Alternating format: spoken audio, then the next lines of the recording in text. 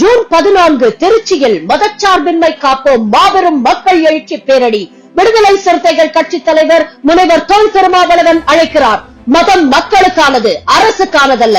What we find in the last 10 years is the governor receives a bill, simply sits on it, does nothing. And this is not peculiar to Tamil Nadu. It's happened in West Bengal, it's happened in Telangana, it happened in Punjab.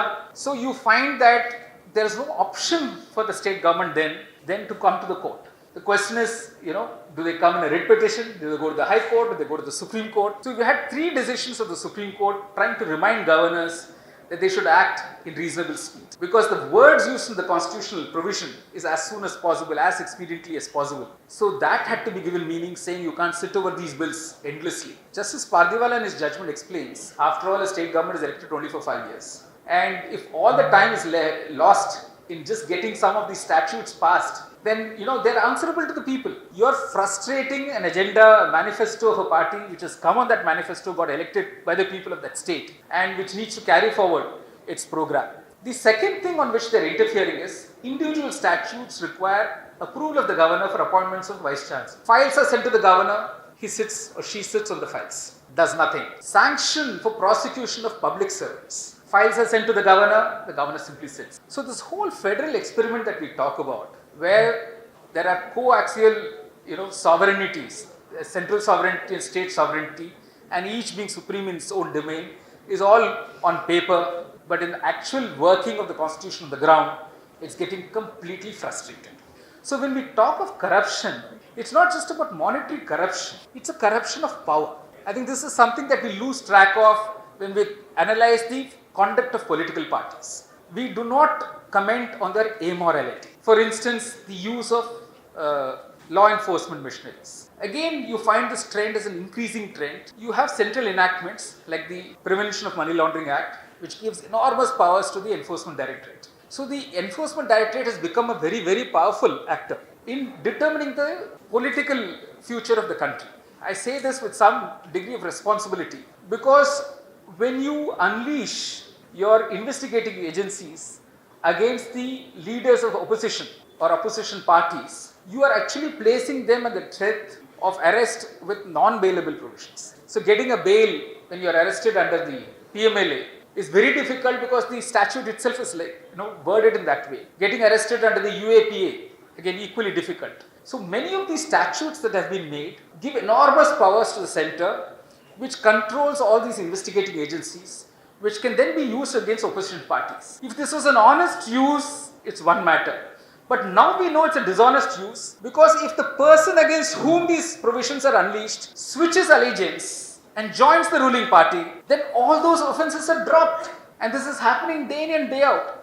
So recently, some of these opposition party leaders who've gone on all these jaunts internationally to explain to the world the great victory we've had in Operation Sindhu, they were asked, how come you're going along with these teams? One of them was very candid, saying, otherwise the ED will be unleashed on me. So this is the stark reality on the ground, that while we talk of federalism and we talk of states and center, we increasingly have a situation where the center has become far more powerful, and we thought at least in 2024 these trends will change. Finally, you had an NDA, National Democratic Alliance.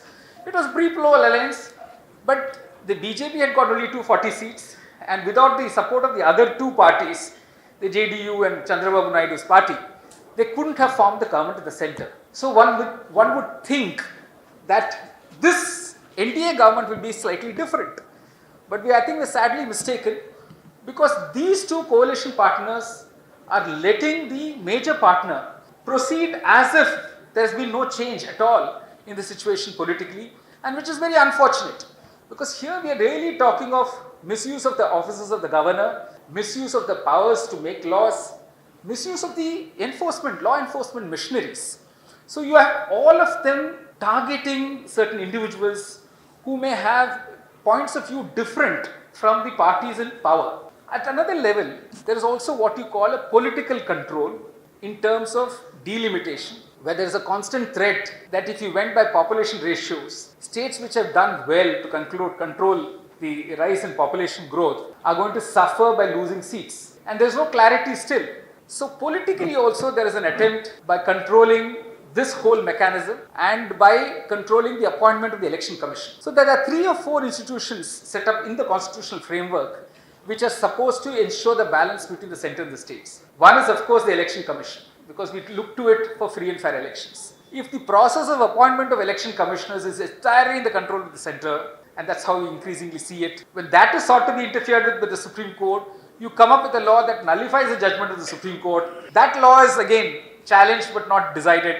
You know that the central has a complete control of the election commission's appointment. Then you have the finance commission, which is supposed to allocate funds between the center and the states. The appointment of the finance commission entirely in the hands of the center. Appointment of members of the Neerthirai entirely in the hands of the center. Lokpal entirely in the hands of the center. The CVC, the CBI director. So wherever you have the leader of the opposition, the prime minister and the speaker of the Lok Sabha sitting together, you know that speaker is nothing but a person who belongs to the ruling party. So this is another expectation that the constitution had in the office of the speaker, that somehow it will be a neutral person. In other constitutions like Australia and I think Canada, the speaker is expected to resign from the political party to which the speaker belongs in order to assume office as a speaker. Not in India. So whether it's in the states or in the center, the speaker acts in a partisan manner and acts as a mouthpiece of the center. Again, the offices of the president, the vice president, I mean, I can list out so many instances where it's all controlled by the center. So it's no longer just a centralizing drift that we talk about, but literally a takeover of the whole structure of governance in the country by the center, either directly or indirectly. A very warm good afternoon. One speaker who was not known to be brief was asked to introduce another speaker. The person introducing was a senior lawyer, and the person who was going to deliver the lecture was one Lord Gough from the United Kingdom. So the introduction began at 6:30. The function was supposed to go over at 8. Lord Gough was still being introduced at 7:30. So when Lord Gough got up, he said, "I'm so overwhelmed by this introduction, and I see that you have a printed text of my speech in all your hands. I will take it as read." Unfortunately, I don't have that privilege here. So this speaker who introduced Lord Gough was then asked in another function to come and deliver an address. Another senior advocate who introduced the speaker said, "The speaker needs no introduction, he only needs a conclusion." And when the speaker was asked for a third time to come and deliver a lecture like what I've been invited here to do, he was a bit chastened. So this time he asked the organizers, "How long can I speak?" So the organizers with a smile said, "Sir, for you there is no time limit, but we will listen to you only for 20 minutes. So that is the mandate that I give myself, that after this wonderful speech by Krishna, most of which I tend to agree with, and the really, really hard-hitting speech of Manu, who reminds us why it is necessary for humor to be there. I was reminded of The Great Dictator. What is remarkable about The Great Dictator? எவ்வளோ பேர் ஆடியன்ஸில் பார்த்துருக்கீங்க Charlie சாப்ளினோட The Great Dictator பார்த்துருக்கீங்களா? What was remarkable about that was it was made in 1942. World did not have the faintest expectation that Hitler will one day, in 3 years' time, be no more. Fascism was at its peak.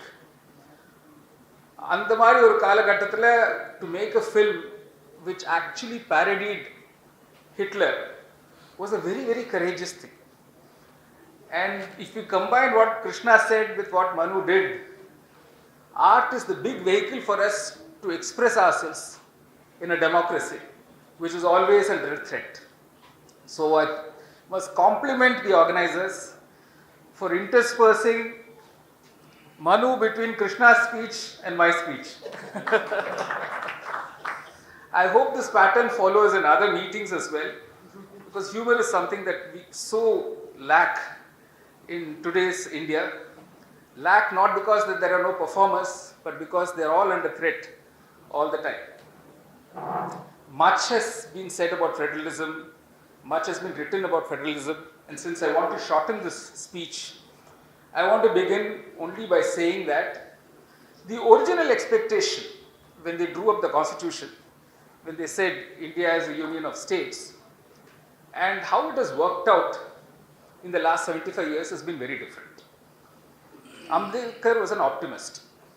When he was asked in the Constituent Assembly, are you sure this kind of federalism actually works when you're giving so much power to the center?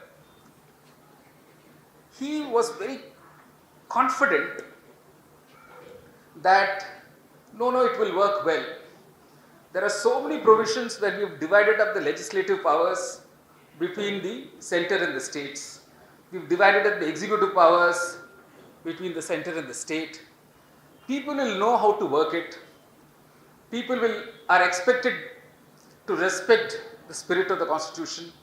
So he essentially sounds as an optimist in the Constituent Assembly.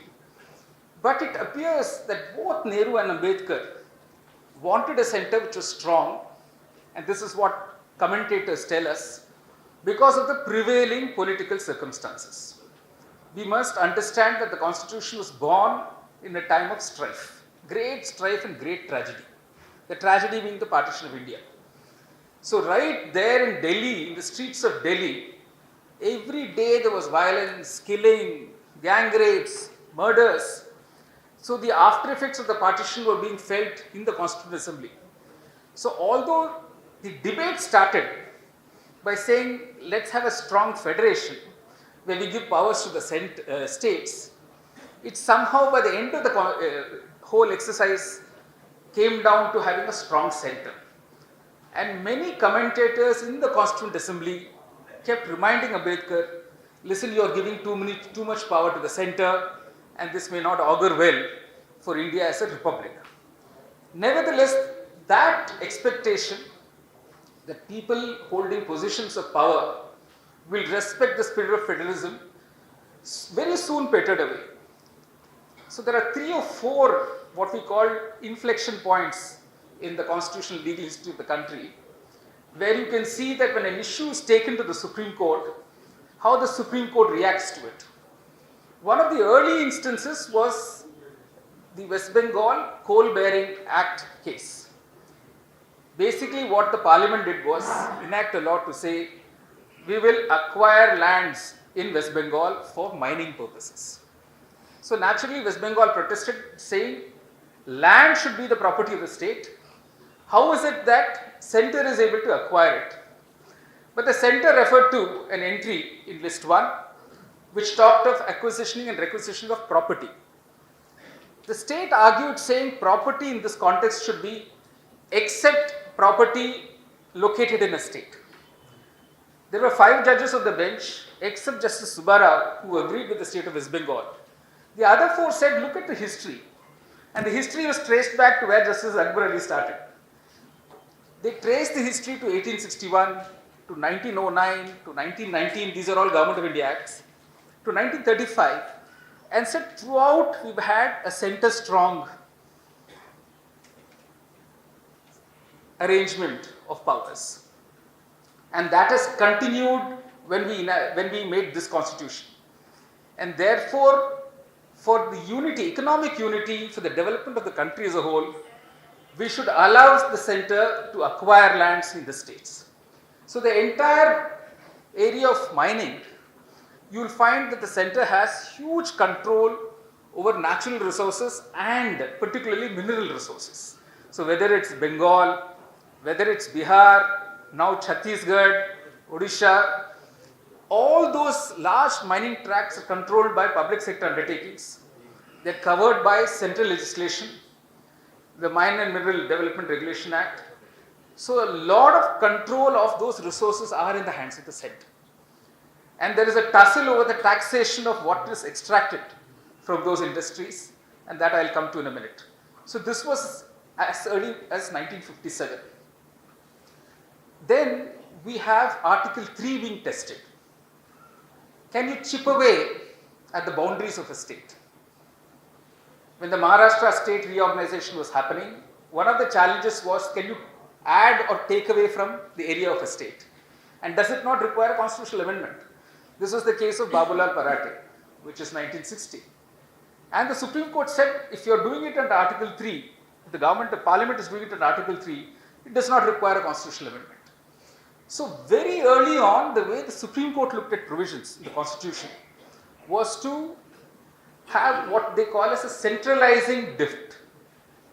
You interpret provisions which could be ambiguous to say center has more power than the states.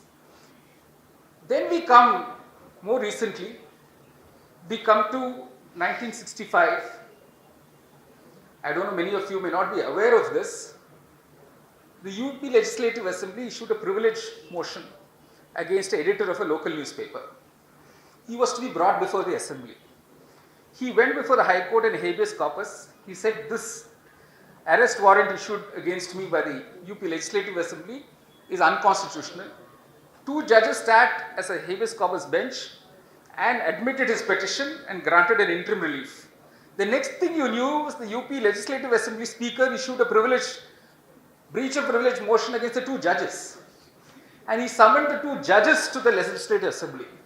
And at this stage, the President of India made a reference to the Supreme Court, where the Supreme Court, of course, nullified that whole thing, but said that within their respective domains, the executive, legislature, and judiciary have to work within the framework of the Constitution. Now that was carried forth, and federalism itself was recognized as a very essential feature of the Indian Constitution. In the famous Keshav Nanda Bharati case, you can call it as the basic structure case. So federalism being a part of the basic structure, it was expected that the state's powers, whether legislative or executive, would be respected. But very soon we saw that being completely defeated during the emergency.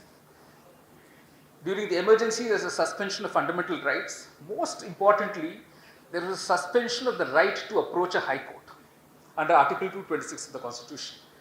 So the federalism in the judiciary got broken up. People in the states who were arrested under the draconian laws could not approach the judiciary of their state for relief.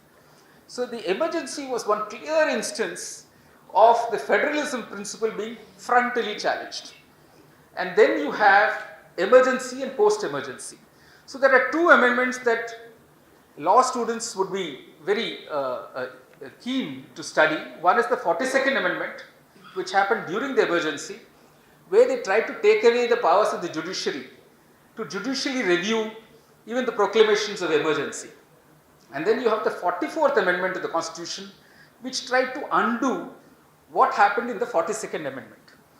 But now we realize, when we keep both these amendments side by side, the changes introduced by the 42nd Amendment have not been completely removed by the 44th Amendment. For instance, the 42nd Amendment shifted certain items in the three legislative lists. List 1 for the union list, list 2 the state list, list 3 is the concurrent list. It shifted certain items from the state list into the central list. For instance, there was an item entry 2A introduced in the union list, and this was taken as a justification for upholding the validity of the Armed Forces Special Powers Act, which till today applies in several districts in the Northeast. So when the challenge was laid to that enactment, saying how can you have army control all civilian areas, the center argued, no, we have the legislative competence to enact this law, and this is a progeny of the emergency. So there are many such vestiges of the emergency which came in through the 42nd Amendment, which have continued in the Constitution, and despite the government changing at the center, when they realized that this shift in power can be advantageous to the center, they retained it. So there is a way that power corrupts, and absolute power corrupts absolutely. So having tasted power at the center, any formation of a central government, and the first Janata government in the 1977 elections was a coalition government. But even a coalition government did not think it necessary to reverse all the steps against federalism brought in by the 42nd Amendment. Then we have one of those remarkable things that happened in 1977 when the Janata government came. They used Article 356, which is the provision for President's rule, and sacked a large number of governments which were governed by the opposition parties. Naturally, this was challenged in the Supreme Court. Unfortunately, the Supreme Court of that time said we can't go into the correctness of the decision of the president to accept reports of the governors in imposing the emergency. That was to change more than 15 years later in the SR Bommai case, where the Supreme Court put in guardrails on the exercise of the power of the president under Article 356 of the Constitution, which meant for a period of almost, we are talking of 1947 to 1993, the power of the center to take over the governance of the states was completely unchecked and untrammeled. SR Bommai, I remember, because we were all young lawyers then, was hugely celebrated. SR Bommai's case was a case which was a batch of cases actually. We had dismissals of the government of Karnataka, of Meghalaya, of Madhya Pradesh, of Himachal Pradesh. Three governments, Madhya Pradesh, Himachal Pradesh, and I think it was Gujarat, were dismissed after the Babri Masjid demolition happened. And there was a ban on the VHP and the RSS and the Bajrang Dal. And the Supreme Court was asked to decide this almost 5 years later. So what is happening now was happening even then, that you don't decide it in time and you are represented with the fait accompli.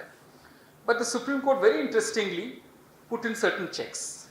First of all, it said this decision of the president is justiciable, which means it is amenable to judicial review. A court can sit and ask, did the president have relevant materials before her or him before they took the decision? Were there materials, first of all? Were there materials relevant? And was the exercise malified?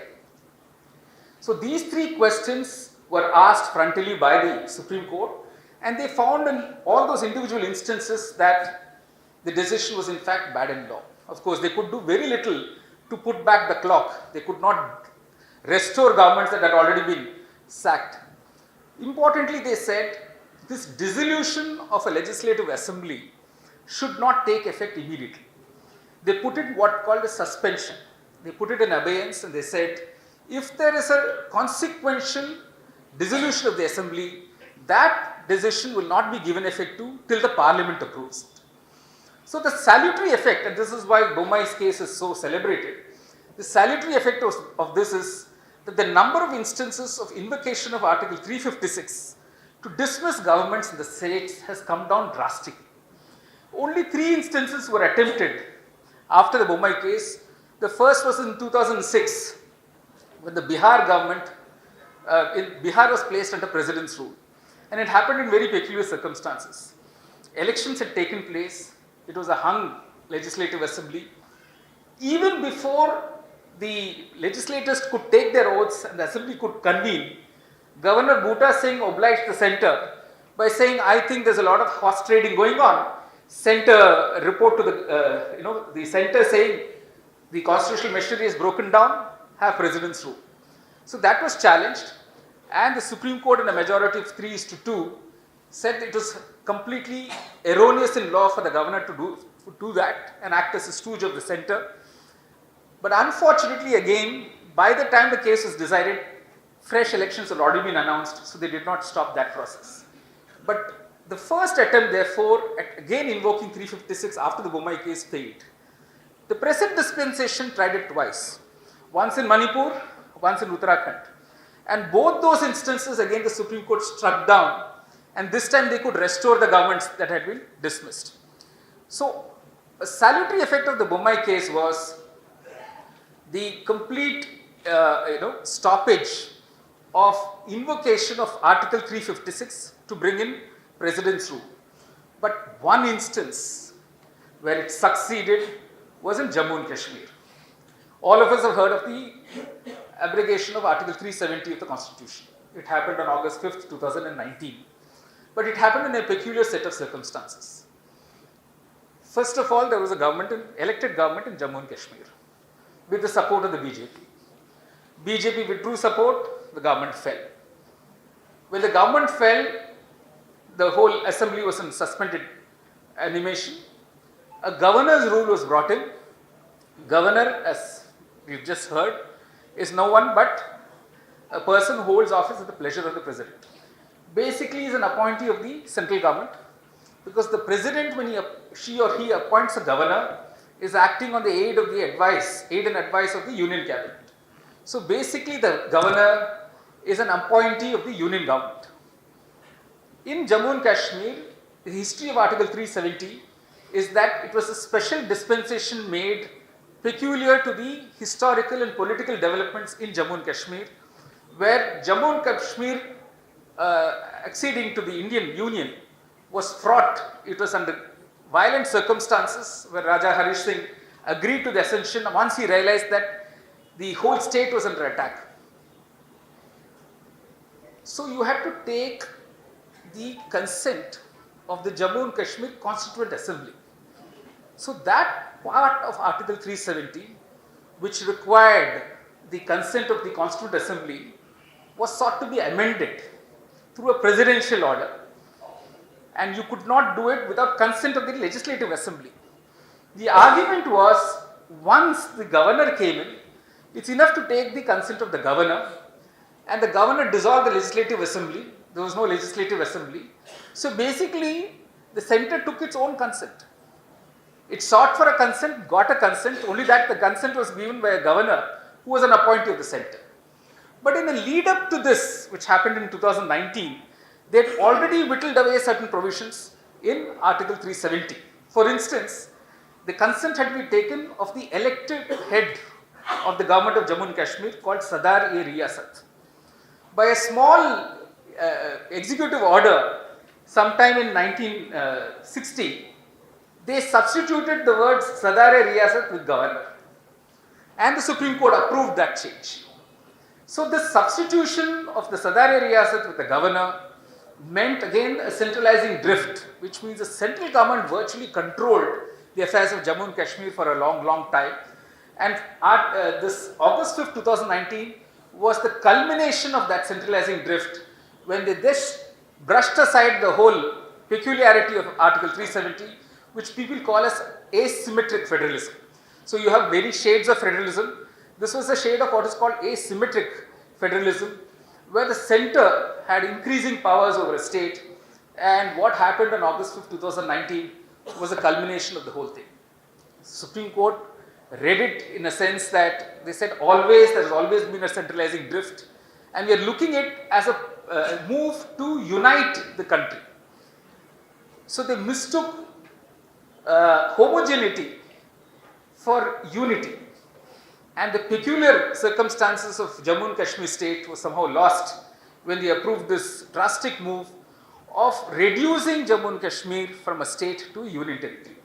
I mentioned Article 3 of the Constitution, which permits borders of a state to be changed, boundaries of a state to be changed, but the very character of the state to be changed.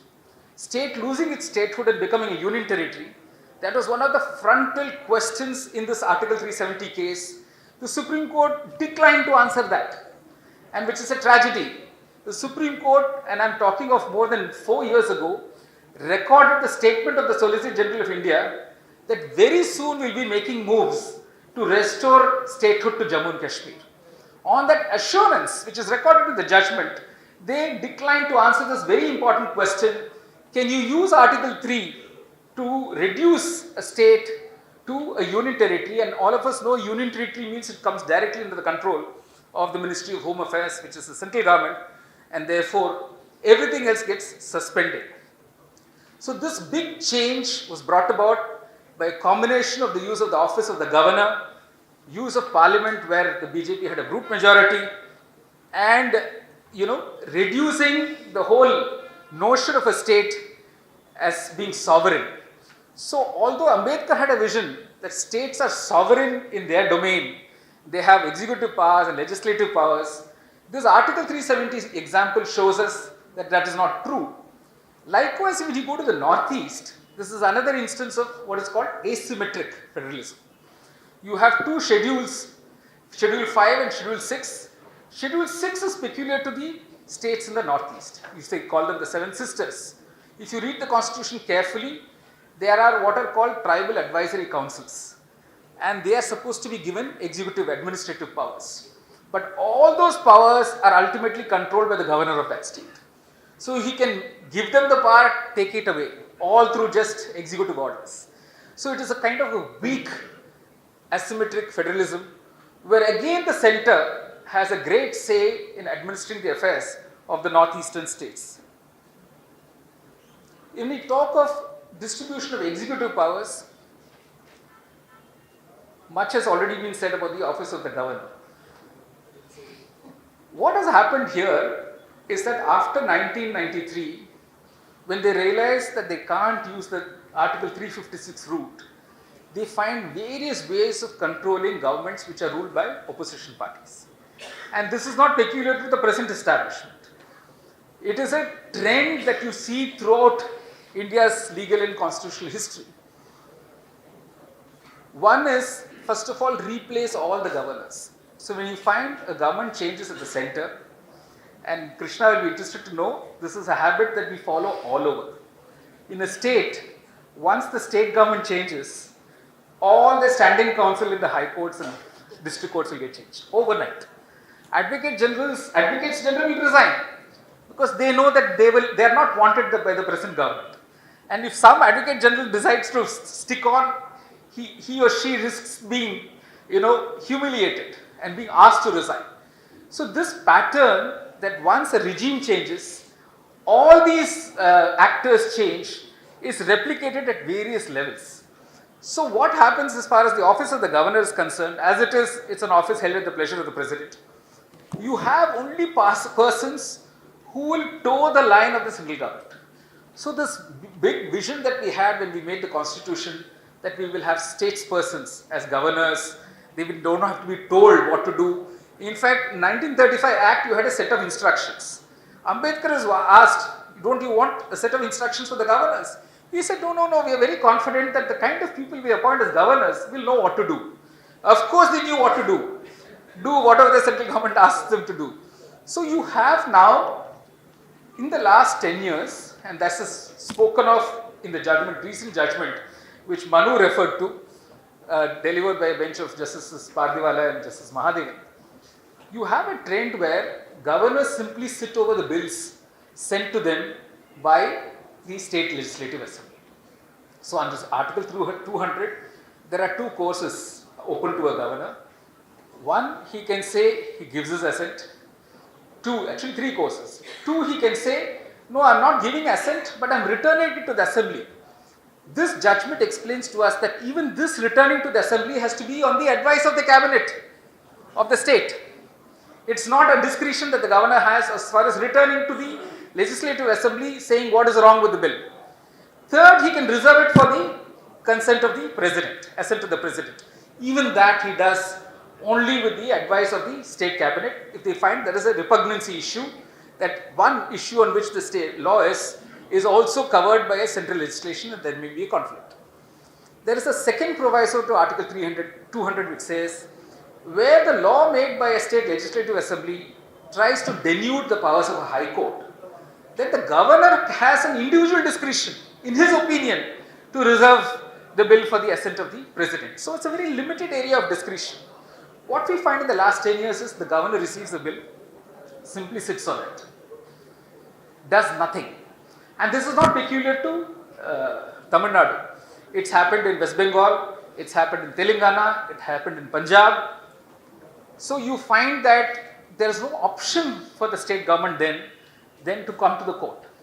The question is, do they come in a writ petition? Do they go to the High Court? Do they go to the Supreme Court? So we had three decisions of the Supreme Court trying to remind governors that they should act in reasonable speed. Because the words used in the constitutional provision is as soon as possible, as expediently as possible. So that had to be given meaning, saying you can't sit over these bills endlessly. Justice Pardiwala in his judgment explains, after all, a state government is elected only for 5 years. And if all the time is lost in just getting some of these statutes passed, then they're answerable to the people. You're frustrating an agenda, a manifesto of a party which has come on that manifesto, got elected by the people of that state, and which needs to carry forward its program. The second thing on which they're interfering is individual statutes require approval of the governor for appointments of vice chancellors. Files are sent to the governor, he sits or she sits on the files, does nothing. Sanction for prosecution of public servants. Files are sent to the governor simply sits. So this whole federal experiment that we talk about, where there are coaxial, sovereignties, central sovereignty and state sovereignty, and each being supreme in its own domain, is all on paper, but in the actual working of the constitution on the ground, it's getting completely frustrated. The third use of the office of the governor is even more pernicious. One area of discretion of the governor is when there is an election in a state and there is a hung assembly and there are claims to forming of government. The governor does not act on the advice of anyone. The governor has to make up his or her mind on who commands the majority of the house. So this inviting a person to form a government is exclusively the discretion of the governor. And that discretion can be misused completely. Like in the Bhutta Singh case in 2006, he didn't invite anybody at all. He simply decided nobody can form government, which was frowned upon by the Supreme Court. But in the last 10 years, you've had at least 3 egregious instances. One in Karnataka, one in Madhya Pradesh, and of course, more recently in Maharashtra, where the governors have acted very peculiarly. En masse resignations happened of legislators of Madhya Pradesh, right? Whether those resignations were valid or not, of the party that formed government, whether it was valid or not had to be decided by the speaker. The governor calls for a floor test within 2 days of that happening, even when the applications are pending before the speaker. When they go to the Supreme Court saying, how can the governor fix such a floor test, the Supreme Court declines to interfere. As a result, the government falls, the new government is formed. In the new government that is elected, all those who have defected or resigned are all made ministers. They're given cabinet berths. So it's very clear how the whole scheme of the Indian constitution is getting distorted by the use of the office of the governor. In Maharashtra, it's even more egregious. Despite there being a 10th schedule to the constitution, which is supposed to illegalize unauthorized or immoral defections from one ruling party and to the opposition parties, in Maharashtra again there was an en masse defection. One group led by Shinde claiming that they are the true Shiv Sena. As it happens in all our, we have watched this day out play out in front of our eyes. They carted off to some resort, some hotel in Guwahati. The governor... We are the experts. So the governor calls for a floor test where these applications are still pending before the speaker, and the Supreme Court says these people will participate in the floor test as if there are no complaints against them for unlawful defections. So it is very clear that the party in power will not be able to get the confidence of the house. So Uddhav Thackeray resigns. When it's obvious, plain as writing on the wall. It seems now that his resignation is what has come in the way of his getting back into power. When the case is decided in the Supreme Court, they say, oh, you've anyway resigned. You're no longer Chief Minister, so we can't put you back in the chair as Chief Minister. But they are critical of the governor. They say this governor ought not to have called for a floor test so soon without the applications being decided. And the Supreme Court, I don't know if it's naivety, expects the speaker now to decide those applications. The speaker does nothing of that sort. He says, Supreme Court has asked me to decide, I'm going to take my own time to decide. They go back to the Supreme Court saying, your judgment is getting undermined, the speaker is not deciding these applications. The Supreme Court says, oh, we hope and trust he'll do it now, by which time the next elections are already due. So this presenting the court with a fait accompli, changing the equations on the ground, replacing a government that has been elected under a popular will by another government which is controlled by the center or the party in power at the center has become very commonplace now. So when we talk of corruption, it's not just about monetary corruption, it's a corruption of power. I think this is something that we lose track of when we analyze the conduct of political parties. We do not comment on their amorality. For instance, the use of law enforcement machineries. Again, you find this trend as an increasing trend. You have central enactments like the Prevention of Money Laundering Act, which gives enormous powers to the Enforcement Directorate. So the Enforcement Directorate has become a very, very powerful actor in determining the political future of the country. I say this with some degree of responsibility because when you unleash your investigating agencies against the leaders of opposition or opposition parties, you are actually placing them at the threat of arrest with non-bailable provisions. So getting a bail when you are arrested under the PMLA is very difficult because the statute itself is worded in that way. Getting arrested under the UAPA, again equally difficult. So many of these statutes that have been made give enormous powers to the center, which controls all these investigating agencies, which can then be used against opposition parties. If this was an honest use, it's one matter. But now we know it's a dishonest use, because if the person against whom these provisions are unleashed switches allegiance and joins the ruling party, then all those offenses are dropped. And this is happening day in and day out. So recently, some of these opposition party leaders who have gone on all these jaunts internationally to explain to the world the great victory we've had in Operation Sindhu, they were asked, how come you're going along with these teams? One of them was very candid, saying, otherwise the ED will be unleashed on me. So this is the stark reality on the ground, that while we talk of federalism and we talk of states and center, we increasingly have a situation where the center has become far more powerful, and we thought at least in 2024 these trends will change. Finally, you had a NDA, National Democratic Alliance. It was pre-poll alliance, but the BJP had got only 240 seats, and without the support of the other two parties, the JDU and Chandrababu Naidu's party, they couldn't have formed the government at the center. So one would think that this NDA government will be slightly different. But I think we're sadly mistaken, because these two coalition partners are letting the major partner proceed as if there's been no change at all in the situation politically, and which is very unfortunate, because here we are really talking of misuse of the offices of the governor, misuse of the powers to make laws, misuse of the law enforcement machineries. So you have all of them targeting certain individuals who may have points of view different from the parties in power. And this is so stark that you really begin to wonder, when will the real democratic practice emerge? And when issues have been brought before the court, I think we've had, to be fair to the Supreme Court, mixed results. Let me point out three instances.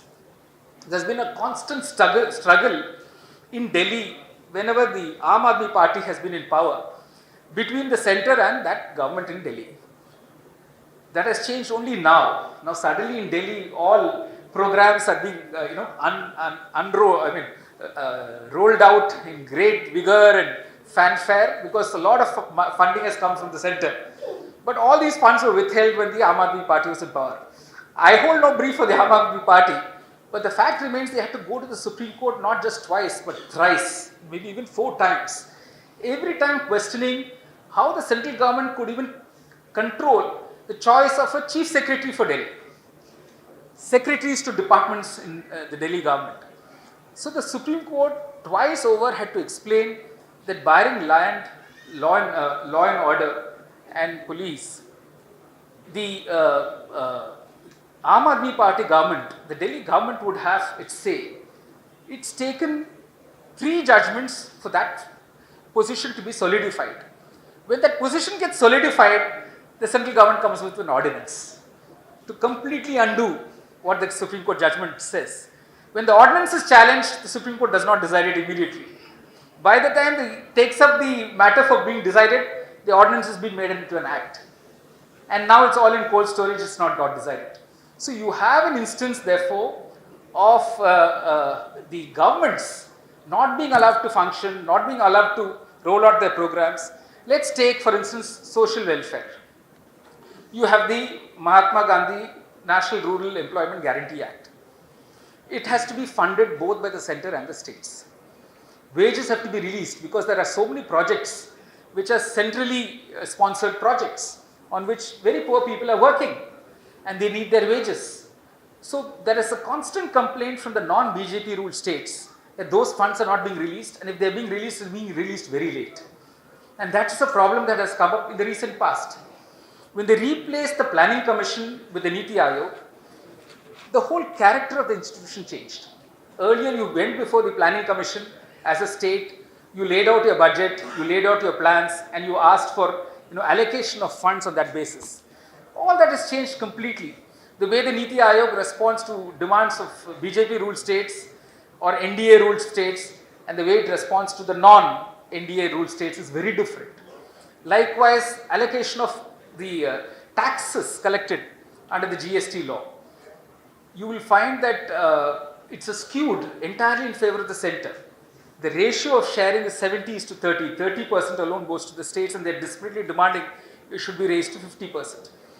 At another level, there is also what you call a political control in terms of delimitation, where there is a constant threat that if you went by population ratios, states which have done well to control the rise in population growth are going to suffer by losing seats. And there is no clarity still. So politically also there is an attempt by controlling this whole mechanism and by controlling the appointment of the Election Commission. So there are 3 or 4 institutions set up in the constitutional framework which are supposed to ensure the balance between the center and the states. One is of course the Election Commission, because we look to it for free and fair elections. If the process of appointment of election commissioners is entirely in the control of the center, and that's how we increasingly see it, when that is sought to be interfered with by the Supreme Court, you come up with a law that nullifies the judgment of the Supreme Court. That law is again challenged but not decided. You know that the central has a complete control of the Election Commission's appointment. Then you have the Finance Commission, which is supposed to allocate funds between the center and the states. The appointment of the Finance Commission entirely in the hands of the center. Appointment of members of the Niti Aayog entirely in the hands of the center. Lokpal entirely in the hands of the center. The CVC, the CBI director. So wherever you have the leader of the opposition, the Prime Minister and the Speaker of the Lok Sabha sitting together, you know that Speaker is nothing but a person who belongs to the ruling party. So this is another expectation that the Constitution had in the office of the Speaker, that somehow it will be a neutral person. In other constitutions like Australia and I think Canada, the Speaker is expected to resign from the political party to which the Speaker belongs in order to assume office as a Speaker. Not in India. So whether it's in the states or in the center, the Speaker acts in a partisan manner and acts as a mouthpiece of the center. Again, the offices of the President, the Vice President, I can list out so many instances where it's all controlled by the center. So it's no longer just a centralizing drift that we talk about, but literally a takeover of the whole structure of governance in the country by the center, either directly or indirectly. I just want to end with a few points for you to think over.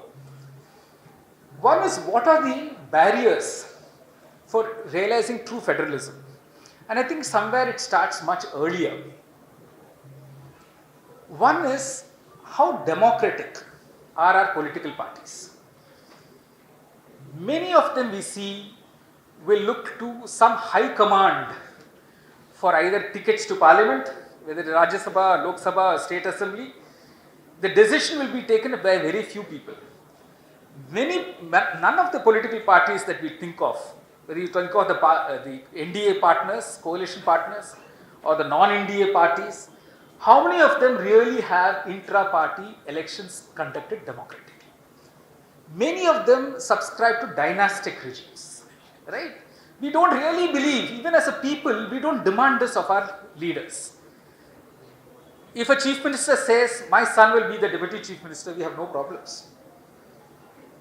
If Mamata Banerjee says, my nephew will be the next in command, Mayawati says, my nephew will be the next in command, we have no problem. So what we demand of our political parties reflects something about us. Even in our smaller formations, and I think Krishna touched on it, even in our smaller formations, we look to invariably one person, one strong person, who will be decisive, who will tell us what to do, what not to do. Look at our religious formations. Look at all our gurus. It all comes from there. Religion was never democratic. I am reminded of Mullah Nazaruddin. He was walking down the street, many of you must have heard this. So that he finds 4 urchins fighting over a loaf of bread. And he says, what is this? So one of those boys comes before him and says, Mullah, we are having a problem. We don't know how to divide up this loaf of bread. So Mullah says, I can help you, but you have to tell me one thing. Should I decide as God would decide, or should I decide as man would decide? No, we have no trust in man, right? So they all said, no, as God would decide. So half the loaf of bread he gave to one. The second half he divided unequally between the remaining 2. And the 4th boy, he said, tough luck, nothing for you. They all protested. He said, Mullah said, listen, I asked you specifically. Do you want it to be divided as God divides it or man divides it? Where does God give us everything equally? We are unequal as a society. So this whole constitutional experiment, this whole expectation of federalism was at an equal sharing of power, right, between the center and states. That was never going to happen. Within our political family formations, within our smaller communities, within our religious bodies, there's nothing called democracy. So this is something that has to be cultivated. So Ambedkar was very, very conscious of this in the Constituent Assembly when he talked of what is called constitutional morality. He said this has to be cultivated. It is not innate to us as human beings. We are unequal as people. We discriminate on the basis of religion, on the basis of caste, on the basis of color, on the basis of race. We are naturally discriminating. If you put a bunch of children in a classroom, they will poke fun at the person who's very tall, a person who's limping, a person who's very dark. That's the natural state of being. You have to teach ourselves this equality that we are talking about in the Constitution. That social democracy that Ambedkar talked of is a long-term project, but we have to indulge, we have to involve ourselves in that social project. If that doesn't happen, if we keep on mouthing this cliched phrase, talking truth to power, do we really do that? Do we really question our political parties? Do we say we will not vote in this election for this political party because it is not having a proper election within the party? It is not choosing candidates on the basis of their true merit. Somebody comes in with 100 crores of cash, tells the political party, I will contribute 100 crores to your campaign. Immediately he is given a ticket for the Lok Sabha. No difficulty. And if you win, he is given a cabinet berth. So it's never on the basis of merit. Merit-based tickets are there. I won't say it's not there at all, but it can all get skewed if you allow other factors to come in. So unless our parties are truly democratic, like we talk of 1/3 reservation for women, how many parties give 1/3 of the seats to women? Bar none. The second big elephant in the room is feudalism. And feudalism, I mean, women are not exempt from that. They are part of that whole experiment. Whether it's patriarchy or feudalism, look at the strong women leaders we've had. Let's take Jayalalitha. Let's take Mamata Banerjee. Let's take Mayawati. They all subscribe to patriarchy. They believed in being very strong, very autocratic, being unequal.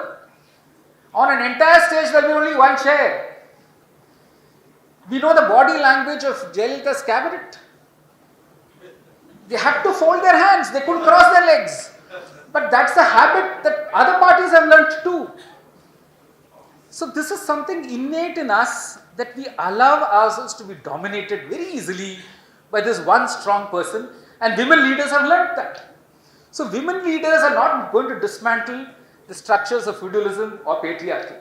So merely having women in positions is not enough unless they also internalize constitutional values and constitutional morality. So as a people, at least comes back to us finally. We get the leaders whom we choose. This is a choice left to us. Whom are we choosing to be our leaders? How are we questioning their actions? How are we rewarding or punishing them for their unconstitutional behavior or politically amoral behavior? This is a question that we need to ask ourselves, and we need to ask this throughout. And that's why I think Krishna's speech was very important. If you're in a religious congregation, you find VIPs getting a special treatment from your guru, you don't question it. This big industrialist comes in, he's given a special audience with your guru. You don't question it. The guru simply names a successor. You don't question it. It's all undemocratic. So you forced to become what is called schizophrenic. You say in my personal life, I will subscribe to this religion, which is thoroughly undemocratic, but in my political life, in my public life, I will subscribe to democratic values. You can't divide up yourself like that. Then your life itself becomes dichotomous.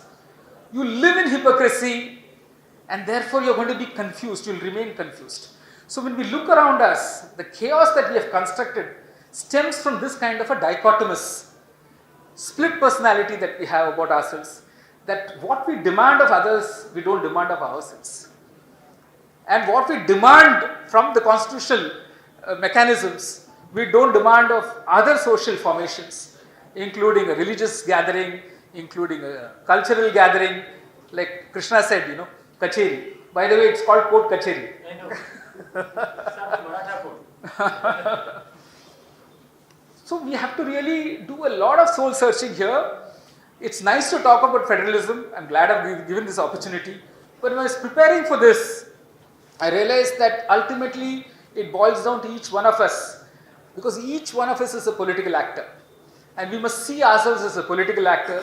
We must take this responsibility of participating in this democracy very seriously. We have to be careful about whom we choose, whom we support, whom we criticize, and should not be afraid to speak. Till we gather that courage, it will still be an experiment, a work in progress. We still have to be working the constitution. But I hope this only helps us to work it more effectively rather than run away from it. If you do not participate in this democratic exercise because it is messy and it is problematic, we'll have to live with it for a longer time. So the sooner we set our house in order at an individual level, we accept the constitutional values that the constitution speaks of, we really imbibe it in our behavior, I don't think we're going to be finding easy solutions to the problems that we have created in the last 75 years. So thank you for your patient listening.